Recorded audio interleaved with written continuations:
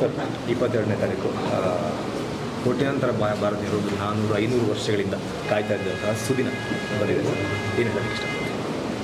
ಭಾಳ ಖುಷಿ ಪಡೋಂಥ ವಿಷಯ. ಧಾರ್ಮಿಕವಾಗಿರ್ಬೋದು, ಒಂದು ಫಿಲಾಸಫಿಕಲಿ ಒಂದು ಭಾಳ ಪ್ರತಿಯೊಬ್ಬ ಭಾರತೀಯ ಪ್ರತಿಯೊಬ್ಬ ಹಿಂದೂ ಖುಷಿ ಪಡೋಂಥ ವಿಷಯ. ವರ್ಷಾನುಗಟ್ಟಲೆಯಿಂದ ಆಗದೇ ಇರೋದು. ಆವಾಗ ಪುಟ್ಟದಾಗಿತ್ತು, ಈಗ ರಾಮ ಇದ್ದಿದ್ದಂತೂ ದಿಟ. ನೀವು ಸೈಂಟಿಫಿಕಲಿ ತೊಗೊಂಡ್ರೆ ಇನ್ನೂ ರಾಮ ಸೇತು ಇದೆ, ರಾಮೇಶ್ವರದಿಂದ ಆಗ ನಡ್ಕೊಂಡು ಹೋದಂಥ ಕುರುಹು ಇದೆ, ಜಟಾಯು ಬಗ್ಗೆ ಮಾತಾಡ್ತೀವಿ, ಕಿಷ್ಕಿಂಧ ಬಗ್ಗೆ ಹೇಳ್ತೀವಿ, ಹಂಪಿ ಕಿಷ್ಕಿಂಧ. ಸೊ ಇವೆಲ್ಲ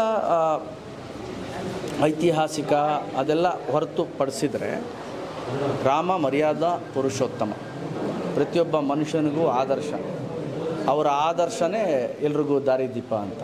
ಸೊ ನೀವು ನಮ್ಮಲ್ಲಿ ನೋಡಿದ್ರೆ ಪ್ರತಿಯೊಂದು ಹಳ್ಳಿಯಲ್ಲೂ ರಾಮನ ಒಂದು ದೇವಸ್ಥಾನ ಇದ್ದೇ ಇರುತ್ತೆ. ಸೊ ಆ ಥರ ಒಬ್ಬ ಮರ್ಯಾದಾ ಪುರುಷೋತ್ತಮನ ದೇವಸ್ಥಾನ ಆಗ್ತಿರೋದು ಪ್ರತಿಯೊಬ್ಬ ಭಾರತೀಯನಿಗೂ, ಹಿಂದೂಗಳಿಗೂ, ಪ್ರಪಂಚದಲ್ಲಿರೋ ಅಂತಹ ಪ್ರತಿಯೊಬ್ಬ ಹಿಂದೂಗೂ ಭಾಳ ಒಂದು ಹೆಮ್ಮೆಯ ವಿಷಯ. ಇನ್ನೊಂದು ಖುಷಿ ವಿಚಾರ ಏನಂದರೆ ಸರ್, ಅಲ್ಲಿ ಸ್ಥಾಪನೆ ಆಗ್ತಾ ಇರುವಂತಹ ವಿಗ್ರಹದ ಕಲ್ಲಿನಿದೆ, ಕೃಷ್ಣಶಿಲೆ, ಅದು ಕೂಡ ಕರ್ನಾಟಕದ್ದು. ಆ ಕೃಷ್ಣಶಿಲೆಯನ್ನು ಕೆತ್ತಿ ರಾಮನ ವಿಗ್ರಹ ಮಾಡಿರೋದು ಕೂಡ ಕರ್ನಾಟಕದವರು.